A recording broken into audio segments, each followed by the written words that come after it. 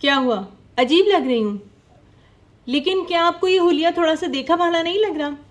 क्योंकि गर्मियों के मौसम में आपको घर से बाहर हर दूसरी खातून या लड़की कुछ इसी तरह के गेटअप में अपना चेहरा छुपाती हुई नज़र आती है। क्यों? क्योंकि सन स्क्रीन लगाने के बावजूद, सन ग्लासेस लगाने के बावजूद, शेडो में चलने के बावजूद धूप कहीं ना कहीं तो हमारा पीछा कर ही लेती है, और सन टैनिंग, उससे पीछा छुड़ाना फिर हमें मुश्किल हो जाता है।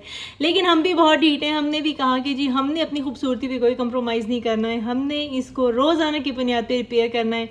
अब आप पूछेंगे कैसे? बहुत ज़्यादा चीज़ें नहीं चाहिए, सिर्फ एक टमाटर चाहिए, चुटकी भर बेकिंग सोडा चाहिए, एक क्यूट सा लेमन चाहिए जिसके मैं तकरीबन कोई 10 से 20 हिस्से करूँगी, इसलिए परेशान नहीं होना, ये बहुत इकोनॉमिकल होने वाली है। चुटकी भर के करीब हल्दी आपको चाहिए। चलें जी जल्दी जल्दी बनाते हैं और देखते हैं कि इसको कैसे इस्तेमाल करना है। आपने बहुत सारी स्क्रॉल करते हुए रेमेडीज़ देखी होंगी, ठीक है, ये भी उसी तरह की है, लेकिन इसका मैं लाइव रिजल्ट आपके साथ शेयर करूँगी। तो चलें जी, इसको पहले कट करते हैं, एक बिल्कुल उतना ही पीस जितना कि आपको इस्तेमाल करना है या जितना आपको चाहिए होगा।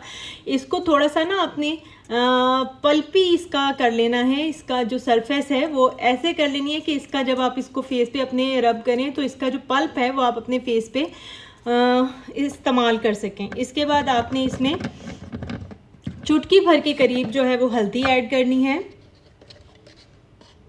चुटकी भर कहाँ चली गई, ये देखें जनाब, चुटकी भर के करीब आपने इसमें हल्दी ऐड करनी है, ठीक है। उसके बाद आपने इसमें ऐड करना है 2 से 3 कतरे लेमन, ठीक है। आप जब डायरेक्ट धूप के बाहर से आते हैं, धूप के एक्सपोजर से आते हैं, तो बहुत ज़्यादा लेमन डायरेक्ट अपने फेस पे अप्लाई आपने नहीं करना है, क्योंकि आपकी स्किन ऑलरेडी सेंसिटिव हुई होती है। अब आपने क्या करना है, ये लेमन का आपने इतना सा पीस ले लिया है। अब आपने 1 चुटकी के करीब आपने बेकिंग सोडा या बेकिंग पाउडर, मैं तो बेकिंग पाउडर यूज़ करती हूँ क्योंकि बेकिंग सोडा थोड़ा सा हार्श होता है और बेकिंग पाउडर थोड़ा सा माइल्ड होता है। इसके बाद आपने जैसे ही इसमें 1 या 2 कतरे जो है वो आपने लेमन के आपने स्क्वीज़ करने हैं, तो इसमें आप देखें केमिकल रिएक्शन शुरू हो गया है, ठीक है, नज़र आ रहा है आपको? आ रहा है। अब आपने क्या करना है जनाब, अगर मैं फेस पे लगाती हूँ तो फिर वीडियो मेरी जो है वो शॉर्ट नहीं हो पाएगी। इसको मैंने सिंपली जहाँ जहाँ पे भी सन टैनिंग वाला मेरा पार्ट है, मैं अपने अच्छी तरह उंगलियों के नकल्स पे इसको अप्लाई करूँगी, ठीक है। मैं अपनी गर्दन पे इसको अप्लाई करूँगी, मैं अपने फेस पे अप्लाई करूँगी, आँखों के सराउंडिंग में थोड़ा सा मैं कोशिश करूँगी कि इसको ना अप्लाई करूँ, ठीक है। इसके बाद मैंने इसको बहुत अच्छे से अपने पैरों के वो वाला एरियाज़ जिन पे आपके जूते कवर होते हैं, लेकिन वो वाला एरिया जो आपका एक्सपोज होता है, आपने उस एरिए पे भी अपने ये टमाटर को अच्छे तरह से रब करना है।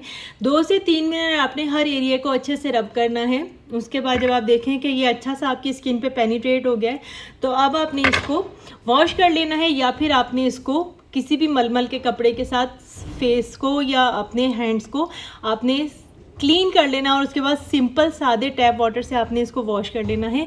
आप देखेंगे कि पहले ही इस्तेमाल से जो आपकी टैनिंग है ना, इतना अमेजिंगली रिमूव होगी कि जब तक आप इन चीज़ों को प्रैक्टिकली घर में इस्तेमाल नहीं करेंगे तब तक आपको यकीन नहीं आएगा कि ये छोटी छोटी घर में ही अवेलेबल चीज़ें आपकी स्किन को कितना फ़ायदा देती हैं।